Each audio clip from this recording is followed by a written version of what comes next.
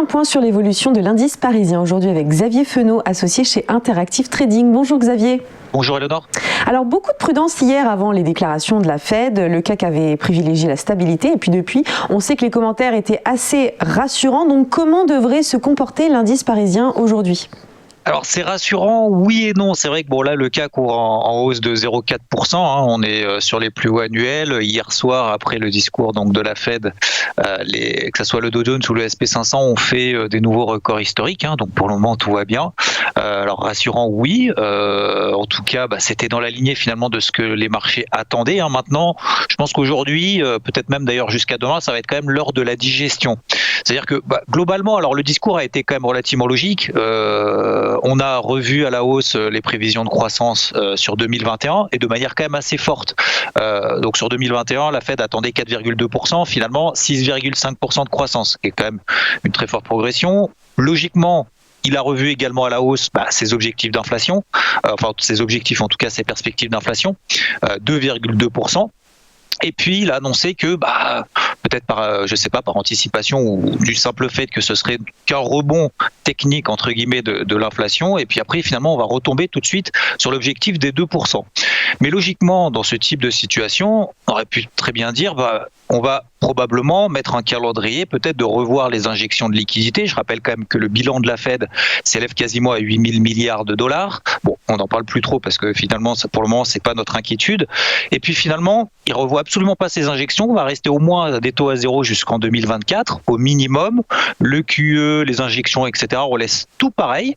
Parce que, et c'est là moi je trouve qu'il y a quand même un double discours, un double jeu de la Fed, puisqu'en fait, ils vont pas se fixer ce programme par rapport à leurs prévisions, mais par rapport à la réalité, les chiffres qu'ils ont sous les yeux. Et on voit effectivement que les chiffres, notamment cette semaine, les ventes au détail aux États-Unis, étaient quand même très mauvais par rapport à ce qui était attendu. Donc finalement, les perspectives, tout va bien, ça rassure le marché, et tant mieux. Mais d'un autre côté, on veut quand même avoir des chiffres concrets. Donc c'est un peu un double jeu. Donc oui, les marchés apprécient effectivement, record historique, donc comme on le disait sur le dos, le SP500, rechute du dollar américain, ce qui est logique avec ces mesures monétaires qui sont encore très accommodantes. Ça profite mécaniquement notamment aux métaux précieux qui essayent de se reprendre un petit peu, que ce soit l'or ou que ce soit l'argent.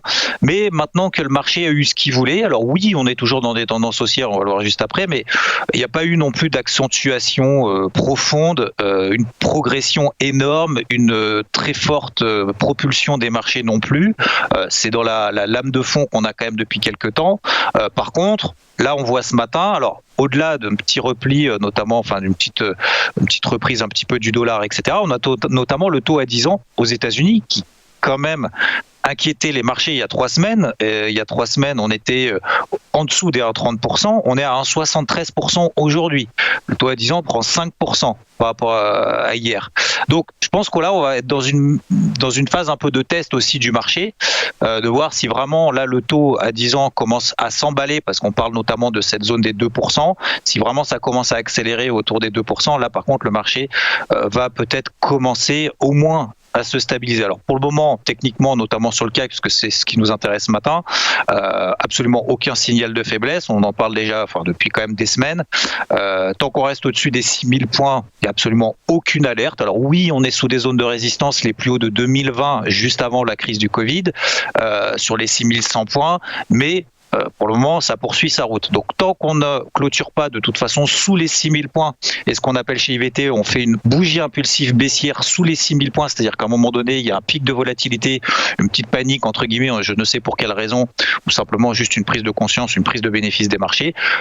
Sous 6000 points, là, ça va commencer effectivement. C'est une première alerte, mais pour le moment, tant qu'on passe pas sous les 5009, la MM20 Daily qui est tracée en bleu, aucune alerte. Et en plus, dans une optique un peu plus longue, 5700 points, même si on devait revenir sur les 5700 points, donc si le CAC devait perdre 400 points, on serait encore en tendance haussière à moyen terme. Donc pour le moment, il y a a priori le marché absolument pas en mode risque. L'indice allemand DAX vient ce matin notamment, donc son homologue allemand faire des nouveaux records historiques. Donc tout va bien pour le moment, ça poursuit son ascension. Le marché, je pense, va tester un petit peu. Le problème qu'on a, c'est qu'on n'a pas de mouvement de volatilité. Donc c'est vrai que quand on fait du trading, c'est un peu compliqué de se placer dans ce marché-là. Donc soit effectivement on accompagne un petit peu encore tout ça tant qu'il n'y a pas de signal de faiblesse, soit on reste un petit peu à l'écart de voir un petit peu ce que le marché a sous le pied aujourd'hui. Et on continue de surveiller ça avec attention, évidemment. Merci beaucoup Xavier Fenot d'avoir été avec nous. Tout de suite, les Market Movers.